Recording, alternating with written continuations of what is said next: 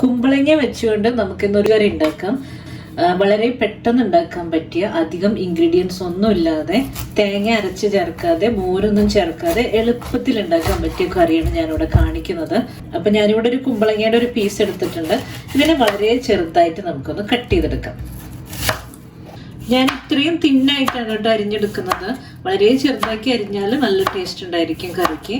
അപ്പം ഇതുപോലെ നമുക്ക് ഈ പീസ് മൊത്തം ഒന്ന് അരിഞ്ഞെടുക്കണം.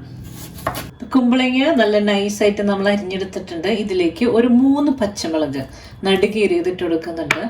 കുറച്ച് കറിവേപ്പില, പിന്നെ ഇതിലെ മെയിൻ ഇൻഗ്രീഡിയൻ്റ് ആയിട്ടുള്ള തേങ്ങാപ്പാലാണ് നമ്മൾ ചേർക്കുന്നത്. അപ്പോൾ ഒരു മീഡിയം സൈസ് തേങ്ങയുടെ 2ാം പാൽ ഇത് നമുക്ക് ഒഴിച്ചു കൊടുക്കാം.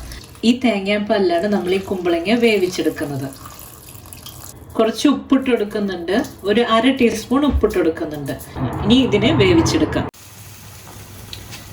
2ാം പാല് ചേർത്തിട്ട് നമ്മുടെ കറി ഇങ്ങനെ തിളച്ച് വേവാൻ തുടങ്ങിയിട്ടുണ്ട്. ഇത് നന്നായി വേവട്ടെ. കുമ്പളങ്ങ വെന്തുടഞ്ഞാലും കുഴപ്പമില്ല, നല്ല രുചിയായിരിക്കും. അപ്പം ഇത് നന്നായി വെന്ത് കുറുകി വരുമ്പോഴാണ് നമ്മൾ അടുത്ത 1ാം പാല് ചേർക്കുന്നത്. അതുവരെ വെയിറ്റ് ചെയ്യാം. കുമ്പളങ്ങ ഇപ്പം നന്നായിട്ട് വെന്തിട്ടുണ്ട്, കുറുകി വന്നിട്ടുണ്ട്. അപ്പം നമുക്ക് ഈ കുമ്പളങ്ങേനൊന്ന് ഉടച്ചു കൊടുക്കാം. ഉടച്ചു കൊടുക്കുമ്പോഴാണ് ഇതിൻ്റെ നല്ലൊരു രുചി വരെ. കുമ്പളങ്ങയുടെ ടേസ്റ്റും തേങ്ങാപ്പാലും ഒക്കെ ചേർന്നിട്ട് നന്നായിട്ട് ഇതിനൊന്ന് മിക്സ് ചെയ്ത് കിട്ടും നമുക്ക്. ഈ സമയത്ത് നമ്മൾ വൻപയർ വേവിച്ചതും കൂടെ ചേർത്ത് കൊടുക്കുകയാണെങ്കിൽ ഇത് ഓലനായി. നമ്മൾ പയറൊന്നും ചേർക്കാതെ വെറും കുമ്പളങ്ങ മാത്രം വെച്ചിട്ടാണ് ഇത് ചെയ്യുന്നത്. ഒന്നും കൂടെ ഒന്ന് കുറുകണം, അതുവരെ നമുക്കൊന്ന് വെയിറ്റ് ചെയ്യാം. കുമ്പളങ്ങ നന്നായി വെന്തിട്ടുണ്ട്, ഇവിടെ കറി നന്നായി കുറുകി തുടങ്ങിയിട്ടുണ്ട്. ഇനി ഇതിലേക്ക് 1ാം പാൽ ഒഴിച്ചു കൊടുക്കാം.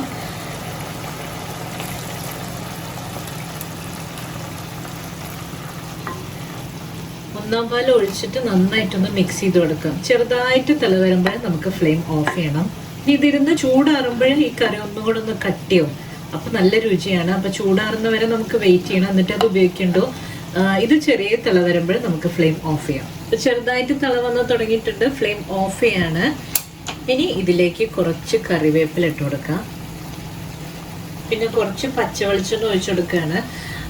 കടുക് പൊട്ടിക്കണം എന്നുള്ളവർക്ക് കടുക് പൊട്ടിച്ചിടാം കേട്ടോ. പക്ഷെ പച്ചവെളിച്ചെണ്ണ ഒഴിച്ചു കൊടുക്കുമ്പോൾ അതിലും കൂടുതൽ ടേസ്റ്റാണ്. ഇപ്പം കറി നന്നായി തണുത്തിട്ടുണ്ട്, നമുക്കൊന്ന് തുറന്ന് നോക്കാം. നല്ല തിക്കായി കിട്ടിയിട്ടുണ്ട്. നമ്മൾ തേങ്ങയൊന്നും അരച്ച് ചേർത്തിട്ടില്ല, വെറും തേങ്ങാപ്പാലിലാണ് ഉണ്ടാക്കിയിരിക്കുന്നത്. പക്ഷെ നല്ല തിക്കായിട്ടുള്ള കറി ആയിട്ടുണ്ട്. അപ്പോൾ ഈ ടേസ്റ്റി ആയിട്ടുള്ള കുമ്പളങ്ങ കറി എല്ലാവരും ഒന്ന് ട്രൈ ചെയ്ത് നോക്കാം. ഇഷ്ടമായി കാണുമെന്ന് വിചാരിക്കുന്നു. അടുത്തൊരു വീഡിയോയുമായി ഇനിയും കാണാം. നന്ദി, നമസ്കാരം.